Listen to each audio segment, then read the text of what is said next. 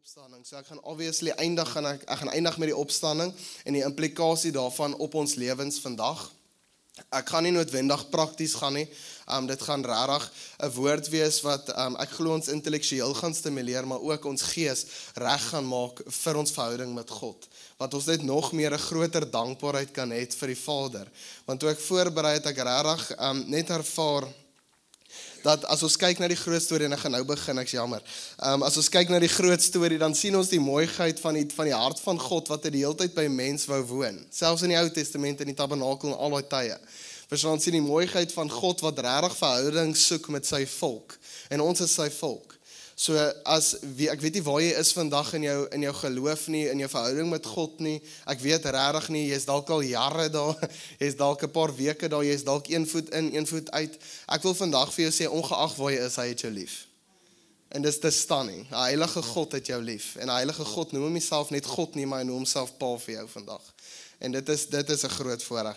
So kom ons begin. So ek gaan begin met Hebreërs 9 vers 6. So ek gaan begin in die Ou Testament, hoe die offersisteem gelyk het, hoe die stelsel gelyk het. Dan gaan ons eintlik sien die koneksie daarvan met Jesus se lewe, wat hy kom doen het, en dis natuurlik waar Nagel ons gehelp het Vrydag om te sien hoe dit gelyk het natuurlik, hoe daai offer gelyk het, en dan gaan ek aanbeweeg na die implikasie van die dood en die implikasie van die bloed op ons lewens natuurlik, en dan beweeg na Romeine 6 toe, waar ons juis gaan gesels oor die opstanding en die implikasie van vandag. Is julle reg? Okay, mooi. Kom ons begin. Okay, so Hebreërs 9 vers 6. Hy sê met hierdie dinge dan so ingerig, gaan die priesters gereeld die voorste tent binne om hulle rituele diens te verrig. Maar by die tweede tent gaan net die hoëpriester in, en dit slegs 1 keer per jaar, en nie sonder bloed, wat hy vir homself offer, en vir die sondes wat die volk onwetend gedoen het nie. So daar's 2 gedeeltes wat hy hiervan praat. Ek het 'n prentjie daarop, jy kan na die volgende assy. So as ons kyk na die eerste een, na vers 6, dan sê hy, daar's gereeld werke wat gebeur het in die voorste tent, dis die voorste gedeelte natuurlik, en dan is daar werke wat 1 keer 'n jaar gebeur het, wat dan in die tweede tent gebeur het.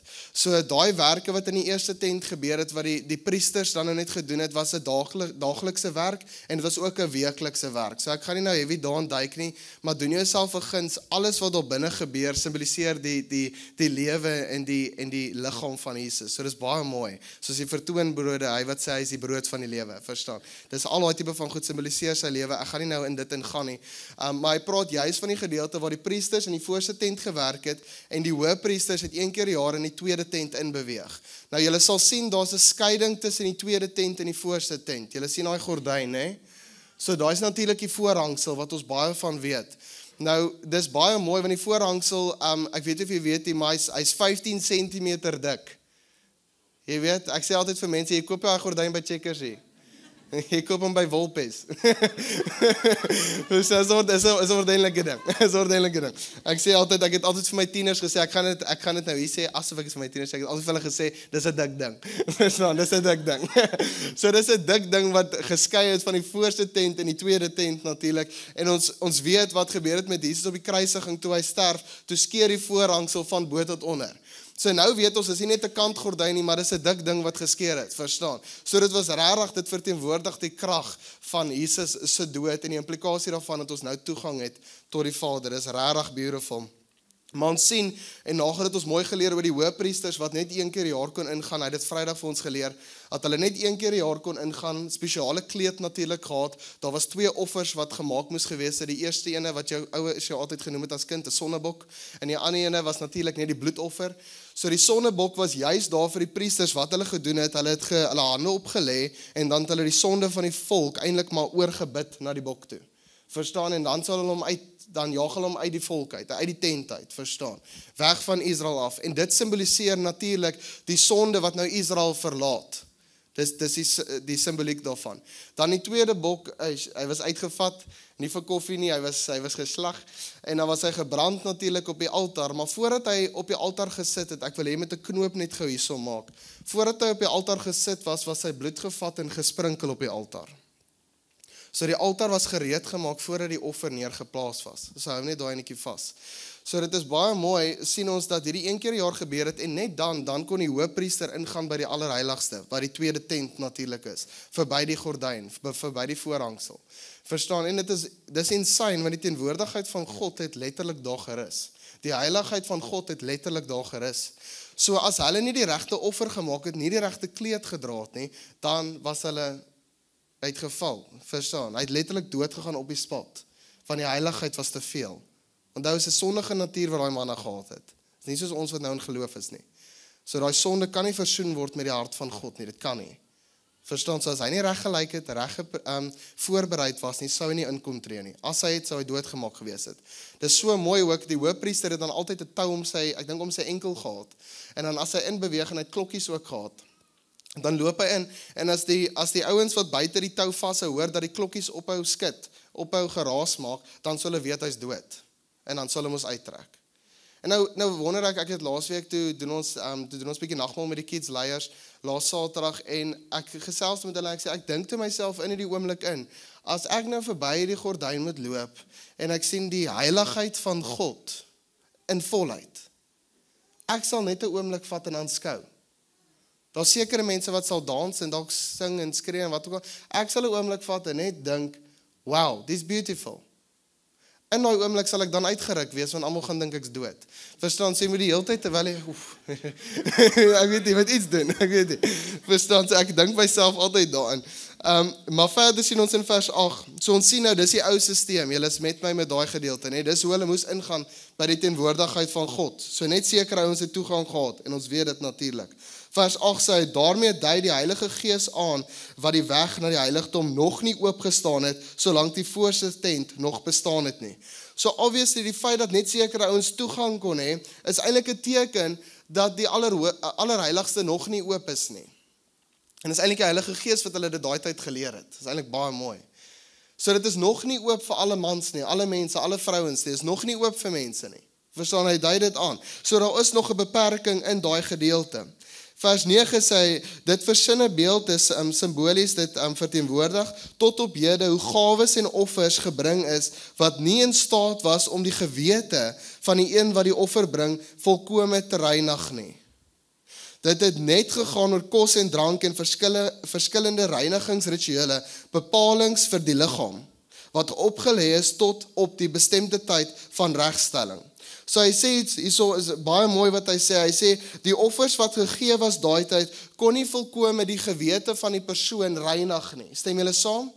Dat het net die liggaam gereinig, net die liggaam voorberei dat hy in die allerheiligste gedeelte kon inbeweeg. Dis al wat dit kon doen. Hy sê dit het net gegaan oor kos en drank en verskillende reinigingsrituele, bepalings vir die liggaam wat opgelê is tot op die bestemde tyd van regstelling. So hy sê, so dit kon nie die gewete verander nie, dit kon nie my binnestes verander nie, dit kon nie my geestelike natuur verander nie, net my buitenste, net so dat hy in kon beweeg, en net so dat ek skoon gewas is in daai sin van buite af, nie van binne af nie, die ouens het nog steeds aangegaan in dieselfde natuur. En hy sê op die einde van vers 10, sê opgelê, bepalings vir die liggaam, wat opgelê is tot op die bestemde tyd van regstelling. Die bestemde tyd van regstelling natuurlik is die koms van Jesus waarna hy verwys. So ons sien hierso die ou wat nou hierso geproklameer word, wat hy vir ons leer, die Hebreërskrywer, leer hy vir ons hoe die Ou Testament gewerk het, hoe die ou offersisteem gewerk het vir God om by mens te kon wees. En verder sê in vers 11, nou brug hy na die Nuwe Testament toe. Hy sê Christus egter het gekom as hoëpriester van die goeie dinge, wat nou verwesenlik is, en hy het deur 'n uitnemender en meer volmaakte tabernakel beweeg, wat nie deur mense hande gemaak is nie. Dit wil sê wat nie van hierdie skepping is nie. Hy het ook nie met die bloed van bokramme en bulkalwers nie, maar eens en vir altyd met sy eie bloed die heiligdom binne gegaan en vir ewig en 'n ewige verlossing bewerkstellig. Want as die bloed van bokramme en bulle en die as van 'n jong vers, die voorontreinigd is deur besprinkeling wy, met die oog op die reiniging van die liggaam, hoeveel te meer sal die bloed van Christus, wat homself deur ewige Gees as vlekkeloos offer aan God geoffer het, ons gewete reinig van dooie werke, sodat ons die lewende God kan dien. So dis baie mooi. Hy begin met die ou, hy gaan na die transisie na die nuut toe. En hy sê, okay, as hierdie Christus gekom het, en ons weet, ons het geleer in ons vorige reeks, dat Christus hierdie woord juist beteken gesalfde koning, né? So hy het gekom as 'n koning, en Nagel het baie mooi Vrydag vir ons geleer. Ons leer baie keer, ons hoor baie keer, dat die offer op Vrydag, op Goeie Vrydag, was amper die seer en lyding en pyn en alle goedes, en ja, dat was dit. Maar dit was sy manier van oorwinning behaal. So kom ons treur nie. Kom ons treur nie. Kom ons eer God, dat hy in sy styl van leierskap kies, om af te kom onder die mens, te sterf vir die mens in nederigheid. Kom ons eer daai tipe God. Ons sien dit nêrens in enige ander leier in die wêreld nie. Geen ander leier sal sy posisie van autoriteit los vir die mens nie. Stem julle saam? Amen? Hy sal nie, dis beautiful, dis die hart van God, dis die hart van Jesus. En hy sê, as die bloed van 'n bulkalwer, as dit die liggaam kan reinig, as dit die liggaam kan skoonmaak, hoeveel te meer sal die bloed van die gesalfde koning nie ons gewete reinig nie. Hierdie gewete wat hy van praat, wat Nagel ons laas Sondag geleer het, daai synodeisis, daai woord van om saam God te dink, saam om te voel, dis alles van my natuur, my binnestes, wat heeltemal transformeer. Dis iets heeltemal anderste. Dis hoekom die nagmaal so beautiful is. Want dit verklaar hierdie boodskap, dat die gesalfde koning gekom het, sy liggaam gebreek het, sy bloed laat vloei het, sodat mens versoen kan wees met die hart van God. Daai is intiem. Daai is baie intiem. Vers 15. Aangesien daar 'n dood was as losprys, hierdie is nou 'n baie belangrike gedeelte, skus. So dit was die ou natuurlik wat ek van gepraat het, en ek praat nou van die nuwe, né? Die nuwe offer wat gemaak is deur die gesalfde koning. Hy gaan nou na die dood toe, die betekenis van die dood, en hierdie is nou regtig mooi. Hy sê, aangesien daar 'n dood was as losprys vir die oortredings, ten tye van die Eerste Testament. So natuurlik, hy praat van die offers wat gemaak moes wees, vir die oortredings van die mense, dis in die Eerste Testament. Is hy juist daarom middelaar van 'n Nuwe Testament, hy wat Jesus is. Sodat die wat geroep is, ons wat in geloof is, die belofte van die ewige erfenis kan ontvang. Vers 16, waar 'n testament ter sprake is, hoor die mooiheid van skrif, is dit nodig om die dood van die een wat dit gemaak het te bevestig. 'n Testament tree tog deur die dood in werking, aangesien dit nooit van krag is, solank die een wat dit gemaak het nog leef nie. So as ek nou dink aan my kinders, ek gaan eendag 6 kinders hê, want ek glo om eer te gee aan Rassie vir die 7-1 split. Maar as ek dink aan eendag, nee, ek leef nou en ek glo eendag gaan ek 'n mooi huis hê natuurlik, julle vertrou saam my, nee, amen. En ek gaan karre byvoorbeeld, of wat ook al die eiendom, wat ook al dit mag wees, wat ook al die Here my mee vertrou, ek gaan dit eendag, in my natuur gaan ek dit vir my kinders los as ek eendag moet waai. Stem julle saam? Nee, dis 'n goeie pa en goeie ma wat dit doen. Hulle los dit vir hulle kinders, hulle los die legacy vir hulle kinders. Nou as ek dink, my kinders kan nie my kar ry, ek gaan eendag 'n Hilux ry, ek beloof. My kinders kan nie my Hilux ry, as ek nog leef nie. Hulle kan net ontvang wat ek het wanneer ek sterf. So die testament sal nooit in werking wees, die Ou Testament en die Nuwe Testament. Die Nuwe Testament kon nooit in werking wees, as die een wat dit geskryf het, voorgelê het, nie sterf nie. Dis skrif. Ek raak sommer opgewonde, ek kry sommer hoendervleis. Dis skrif. Dis so mooi. Dis rare, dis beautiful, dis stunning. Want deur die dood sien ons dat die testament nou in werking is. Nou vra ons dalk deels, wat het ons ontvang? Ons het die Heilige Gees ontvang. Ons het die versoening met God ontvang. Ons het justification, ons het die reggemaking met God, het ons ontvang. Dis in sy testament gelos vir ons. Maar dit kon nooit vir ons gegee wees, as sy kinders, as hy nie gesterf het nie. Die testament kon nooit dan in werking wees nie. Dis beautiful. Die laaste gedeelte van Hebreërs 9. En hier raak dit rof. Vers 18 sê hy, daarom is ook die eerste verbond nie sonder bloed ingewy nie. So hy berei ons nou voor. So hy vat ons nou weer terug na die ou verbond toe, net die Ou Testament toe. Hy sê die ou verbond is nie sonder bloed ingewy nie. So die ou verbond het nooit begin sonder die bloed nie. Julle is met my. Vers 19. Immers, nadat elke gebod volgens die wet deur Moses aan die hele volk bekend gemaak is, het hy die bloed van die bulkalwers en die bokramme saam met water geneem en met helder rooi wol en mariolyn het hy die boekrol self en ook die hele volk besprinkel. Terwyl hy sê, dit is die bloed van die verbond wat God vir julle bepaal het. En op dieselfde wyse het hy die tabernakel en al die godsdienstige voorwerpe met bloed besprinkel. Vers 22, feitelik alles is volgens die wet met bloed gereinig. Ja, sonder die bloedvergieting vind geen vergifnis plaas nie. So die mooiheid hier, so hy vat ons met rede terug na die ou verbond toe. Hy sê, hy vat ons terug eintlik na Moses toe hy die wet aankondig aan die mense. Voordat hy die wet aangekondig het, het hy 'n offer gemaak. So hy sê eintlik, die verbond, soos wat hy sê in vers 18, kon nie sonder bloed ingewy wees nie. So as ons nou sê, ons leef in 'n Nuwe Testament, in 'n nuwe verbond, dan moes daar bloed gegiet het. En die enigste bloed wat waardig is om gegiet te wees, is die een waaroor die wet gaan. So nou verstaan ons hoekom Jesus moes doodgaan.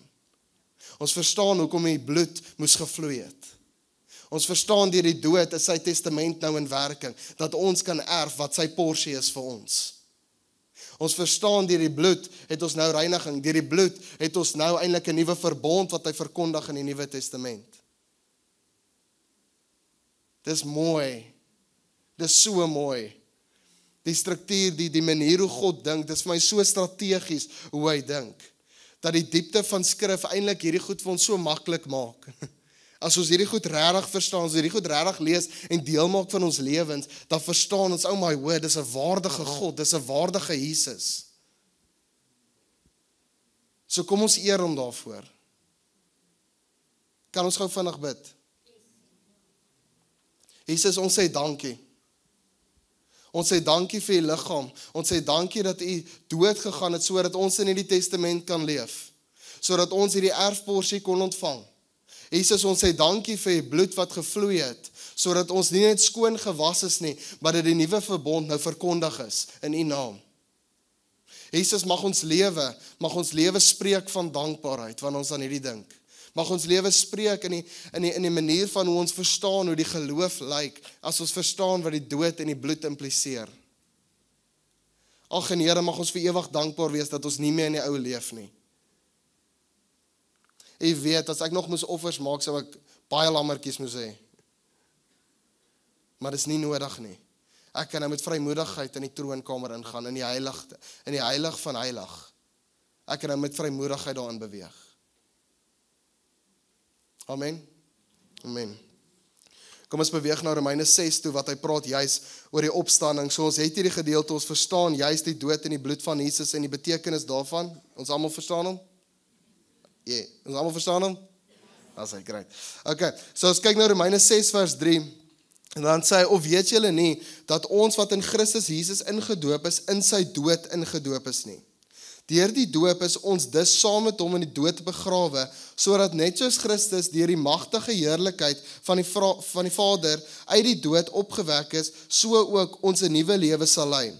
As ons inderdaad met hom saamgegroei het in 'n dood soos syne, sal ons ook saam met hom ingroei in sy opstanding soos syne. Dit weet ons, dat ons ou mens saam met hom gekruisig is, sodat ons sondige bestaan tot niet gemaak kan word, en ons nie meer slawe van die sonde sal wees nie. Hy sê, as ons saam is in die dood van Jesus, sal ons saam wees in die lewe van Jesus, in die opstanding van Jesus. Hy praat, julle sal agterkom, hy praat van die doop, maar dit is so belangrik die doop is, ouens. Hy sê, die doop verteenwoordig juist die oomblik as ek na geloof toe kom, wat met my gebeur. As ek na geloof toe kom en ek sê, Vader, kom vat my hart, en ek kom na geloof toe, wat met my gebeur? Ek sterf saam met Christus. En wanneer ek hierdie besluit maak, dan staan ek op saam met Jesus. En julle sal agterkom, hy sê, dis dieselfde dood en dieselfde opstanding.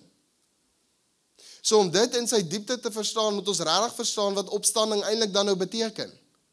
Verstaan, dit is nie die opstanding soos wat dit gekommunikeer is deur Lazarus nie. Die rede hoekom ek dit sê, toe Lazarus opgewek is uit die dood, het hy weer gesterf. Stem julle saam? So sy liggaam was nog steeds onderworpe aan die dood. Nee? So dit is nog steeds onder dit. Ons sien verder in die skrif, sal hy vir ons sê, dan sê hy vir ons, Jesus gaan nie weer sterf nie. So die opstanding wat hy gehad het, is 'n ander opstanding. Dis nie 'n beperkte opstanding nie, kom ons noem dit so. En nou, wanneer ons tot geloof kom, dan gaan ons dood saam met hom in sy dood, en ons staan op in sy lewe. So die opstanding is dieselfde. Ons liggame wel nie. Ons het laas geleer in Romeine 8, ons liggame wag nog. Ons liggame moet nog verheerlik word en dis wanneer Jesus terugkom. Maar ons gees is wel daar. Dis baie mooi. Want dit beteken die gees kan nie sterf nie. My menswees kan nie sterf nie, want ek is in dieselfde opstanding as Jesus opgestaan. Dus begin ons verstaan wat hierdie opstanding eintlik beteken, hierdie inclusiveness eintlik van die geloof, wat Jesus sê, dit is nie net vir hom nie, maar dit is almal wat tot geloof kom. Amen. Vers 7, wie gesterf het, is immers vrygemaak van sonde, is vers 7. Vers 8, as ons saam met Christus gesterf het, glo ons dat ons ook saam met hom sal leef. Ons weet dat Christus nadat hy die dood uit opgewerk is, nie weer sterf nie. Die dood het nie meer seggenskap oor hom nie. Want die dood wat hy gesterf het, het hy ter wille van die sonde eens en vir altyd gesterf. Maar die lewe wat hy leef, leef hy vir God. Beskou julleself dan so, dat julle in Christus Jesus dood is vir die sonde, maar lewend vir God. Die wat die binne in ons aangaan, ouens, op die oomblik in ons geloof, is heeltemal anderste. Dis 'n totaal en alle nuutmaking. En dis hoekom ek juis Hebreërs 9 geheg het, sodat ons verstaan, die reiniging van die bulkalwers en die lammers, hulle kon net die reiniging van buite doen. Hulle kon nie die gewete nuut maak nie. Maar wanneer ek tot geloof kom, maak hy alles nuut. En omdat ek die dood verkondig deur my geloof, ontvang ek die testament, ek ontvang die porsie wat hy vir my los, en dis sy Heilige Gees. Dis stunning hoe skrif met mekaar praat amper. Dis beautiful. En as ek die verstaan, dan verander my hele lewe. Hoekom? Want ek begin besef, hierdie aardse goed, ag hemel, dit is wat dit is, dis aards. Verstaan, mag ons lewens begin spreek van dankbaarheid. Mag ons lewens by 'n plek kom wat ons so opgewonde is, om net te sing vir God. Om te bid, as ons hoor ons 'n gebedsgeleentheid, mag ons excited wees daarvoor, want ons het 'n geleentheid om as kerk saam te kom, en saam te aanbid. Mag ons gees daai nuwe opgewondenheid beleef. Is julle in? Mooi. Ons is saam in hierdie ding in. En ons celebrate die hart van God. Want dit is so beautiful. Dit is stunning. En as dit hier in ons binnestes wat so getransformeer is, verstaan. Die uitleef daarvan. Stunning. Sorry. Vers 12. Laat die sonde dan nie langer oor julle sterflike liggaam heers nie, om julle sy begeertes te laat gehoorsaam nie. Julle moet ook nie meer julle ledemate as wapens van ongeregtigheid tot beskikking van die sonde stel nie. So hy praat nou eintlik van die implikasie van hierdie opstanding van ons gees, hierdie gees wat nou nuut gemaak is. Nee, as mense wat uit die dood lewend geword het, stel julle self tot beskikking van God en julle ledemate as wapens van geregtigheid tot beskikking van God. Die sonde mag beslis nie oor julle heers nie.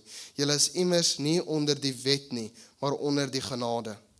So hy sê, hy nooi, is eintlik, dit voel vir my, dis 'n uitnodiging. Dit is my uitnodiging, waar nie net my fisiese hande en my bene nie, maar dis my ledemate is van my gees, my mond, my manier van praat, my manier van sien, van hoor, van dink, my hart. Dis alles is nie meer onder dit nie. Dis nie meer onder daai sonde nie. En omdat ek opgestaan het deur geloof, kom ons stel onsself tot beskikking van God. Kom ons wees amper onder hom. Ek sien dit amper in so 'n prentjie. Wat ek onder hom is, wat elke gedeelte, elke area eintlik oorvlek is met die bloed van Jesus. En hy sê verder in vers 15, hy sê, is nie op die bord nie. Vers 16 is wel, hy sê, wat dan? Sal ons sonde doen, omdat ons nie onder die wet is nie, maar onder genade hooggenaamd nie. En dit is mooi hoekom hy die sê, hy sê, ons het nou hierdie genade ontvang, maar dit beteken ons kan verder gaan in die ou dinge nie. Dit is asof ek terugdraai. So kom ons move in die Nuwe Testament van Jesus, in die nuwe porsie wat ek ontvang het. Vers 16, besef julle nie, dat as julle julleself vir iemand beskikbaar stel, hier is nou 'n rowwe prentjie wat hy vir ons gee, so maak reg, is 'n vergelyking wat hy maak, wat in daai tyd van toepassing is, maar dit is eintlik 'n baie mooi vergelyking. Gaan nou in dit ingaan, vers 16, besef julle nie, dat as julle julleself vir iemand beskikbaar stel, om hom as slaaf te gehoorsaam, julle slawe is van die persoon aan wie julle gehoorsaam is nie. Julle is of slawe van sonde, wat tot die dood lei, of slawe van gehoorsaamheid, wat lei tot geregtigheid. Aan God die dank, dat julle wel slawe van sonde was, maar van harte gehoorsaam geword het, aan die vorm van die leer waaraan julle onderwerp is. vrygemaak van die sonde, het julle slawe van geregtigheid geword. Terwille van julle menslike swakheid praat ek in menslike terme. Hy sê nou, hy sê eintlik vir hulle, julle verstaan nog nie. Dis hoekom ek in die menslike terme praat van slawerny. Hy sê, want soos julle ledemate in diens van onreinheid en losbandigheid gestel het, om losbandig te leef, stel nou so julle ledemate in die diens van die geregtigheid, om heilig te leef. Want toe julle nog slawe van sonde was julle nie aan geregtigheid gebonde nie. Hy sê hierdie gedeelte wat baie mooi is, hierdie prentjie wat hy skep, as ons nou dink aan 'n slaaf wees, hy sê as ek myself 'n slaaf stel aan iemand, dan behoort ek dan aan daai iemand. En hy sê net so in die geloof, as ek tot die geloof kom, en ek sê, God is my pa, dan stel ek myself oor aan hom. En dan maak ek my ledemate, my sintuie, my hart, my gedagtes, my gees, dan stel ek dit beskikbaar aan hom. Use me as you may. Ek maak myself reg net vir hom. Dis net hy wat my kan gebruik in daai sin. En hy sê verder in vers 21, die band kan maar opkom. Watter vrug het julle destyds verkry? Oor daardie dinge skaam julle nou. Hy sê, want die goeders wat julle gedoen het, kry julle nou oor skaam. Want die uiteinde daarvan is die dood. Die goeders wat julle gedoen het, lei tot die dood. Die sondige natuur, lei tot die dood. Maar nou dat julle van die sonde vrygemaak is en diensbaar aan God geword het, lewer julle die vrug van heiligmaking. En die uiteinde hiervan is die ewige lewe. So hy praat van twee konsepte wat baie belangrik is vir ons vandag en ons lewe van geloof. Hy sê, lewer julle die vrug van heiligmaking. Hy sê ons is diensbaar aan God en as gevolg van dit het ons die vrug van heiligmaking. So die heiligmaking is, die Engels is het present continuous tense. Verstaan, is iets wat gebeur, die oomblik as ek tot by geloof kom en ek groei in dit, in daai heiligmaking. Daai amper asof hy my afsonder, wat hy amper minder van dit wat hy nie daar wil hê nie, wat hy amper wegvat en hy leer my om weg van dit af te wees. Want hy wil my gebruik. Hy wil my gebruik sodat ander mense die liefde van Jesus kan sien. Stem julle saam? Ons is in dit. Hy sê en die uitwerking hiervan is die ewige lewe. Die ewige lewe wat ons weet ons het. Dis daai versekerheid van dit wat kom. En dit verander my lewe vandag. So as ek weet, Jesus kom terug, ek weet ek het oorwinning in hom, is die heiligmaking is eintlik so lekker. Dit voel soos dissiplinering, dit voel hy skaaf my hier en daar, goeders wat nie daar hoort nie, dalk deur leiers, dalk deur homself wat met my praat, deur sy skrif, wat ook al dit mag wees, kan ek ervaar dat hy my skaaf. Maar daai skaaf is eintlik lekker, want hy maak my in die vorm wat hy my geroep het om te wees. Hy wil my lyk in die opstanding van Jesus, staan ek saam met hom op. En dis hoekom vandag so beautiful is. Want die opstanding stop nie net by 'n gedagte, dis great, hy is glad nie. Dit beteken nou, in geloof het ek saam met hom opgestaan. En my hele natuur, my hele wese het nuut geword. My liggaam dalk nog nie. Ek het nog deeg. Ek kry nog verkoue. Verstaan? Ek raak nog siek. My liggaam is nog nie daar nie. Maar my gees het 'n nuwe natuur gekry. En as ons nie dit begin glo nie, as ons nie begin regtig daaraan dink nie, dan gaan ons maar net inpas. Ons gaan satisfied wees met sekere goeders wat nie moet wees nie. Verstaan, as ek besef ek is in hierdie opstanding, as ek gereinig deur hom, dan lyk my hele lewe anderste. Vers 23 is die laaste skrif. Want die loon van die sonde is die dood, maar die genadegawe van God is die ewige lewe in Christus Jesus, ons Here. Die loon van die sonde is die dood, maar die genadegawe van God is ewige lewe in Christus Jesus, ons Here. Dis wat ons verkry het. Ons het die ewige lewe. En ons het die voorreg, nie net dit nie, nie net daai hoop nie, maar ons het die voorreg om in verhouding te kan staan met God. So wil julle saam met my staan asseblief.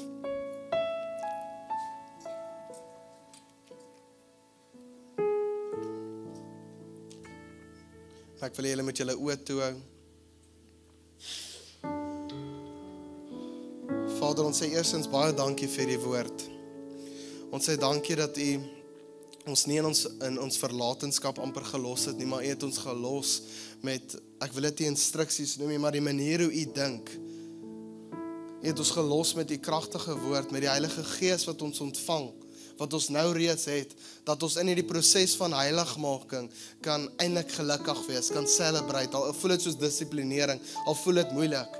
Dis omdat ons reeds 'n nuwe gees ontvang het, 'n sterk gees, 'n nuwe gees wat nuut gemaak is in Jesus.